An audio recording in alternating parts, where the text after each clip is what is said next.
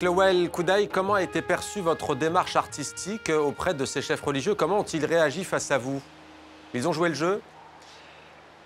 Alors, la plupart ont joué le jeu, puisque c'est aussi leur devoir, j'ai envie de dire, que de conseiller religieusement les personnes intéressées. Donc ils nous ont reçus avec beaucoup de générosité, on a posé beaucoup de questions. Évidemment, le sujet est très délicat. Les réponses ne sont pas évidentes puisque dans le Coran, je ne suis pas expert religieux, mais ce que j'ai compris d'après ma recherche, c'est que dans le Coran, la danse et la musique ne sont pas explicitement signifiées. On ne parle pas de danse et de musique. Il y a ce qu'on appelle les ahadiths, c'est-à-dire les discours du prophète. Et la plupart se sont basés sur des textes. Et ces hommes religieux ont interprété les textes pour parler de danse et de musique.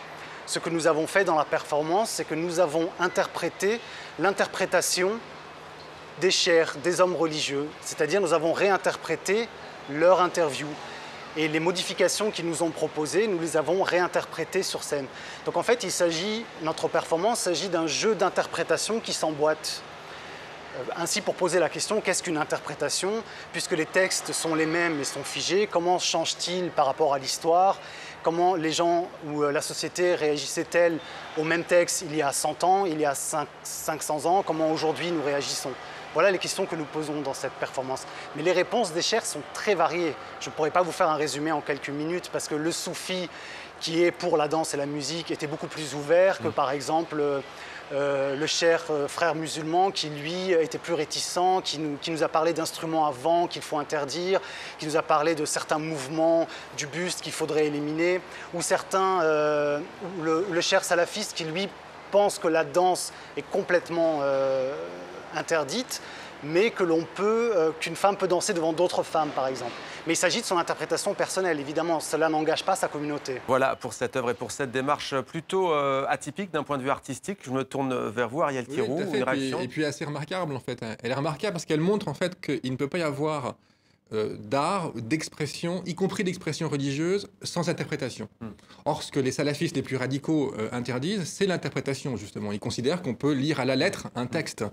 Quitte à faire dire d'ailleurs au texte sacré ce qu'il n'a pas lui-même. Voilà. Et le fait que les imams, en fait, que des docteurs de la foi ressentent la nécessité eux-mêmes d'interpréter, ça montre bien cette vérité très simple.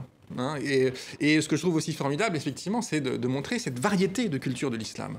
Parce que, alors qu'on parle de guerre de civilisation, certains en parlent, on se rend compte qu'il y a des luttes pour la liberté, et que, de fait, le Alaoui, dans les montagnes du Taurus, qui est proche des soufis, qui mange même du porc, eh bien, il vit sa religion de manière complètement différente, par exemple, que du sunnite d'Arabie Saoudite, bon, y compris entre sunnites. Donc, il y a une variété dans la religion musulmane, et si l'on veut réussir à accompagner ceux qui essaient de s'exprimer, qui combattent pour la liberté, on a besoin de s'appuyer sur cette variété, de ne pas simplifier, de ne pas réduire l'islam à une caricature, justement en utilisant les caricatures pour montrer cette multiplicité.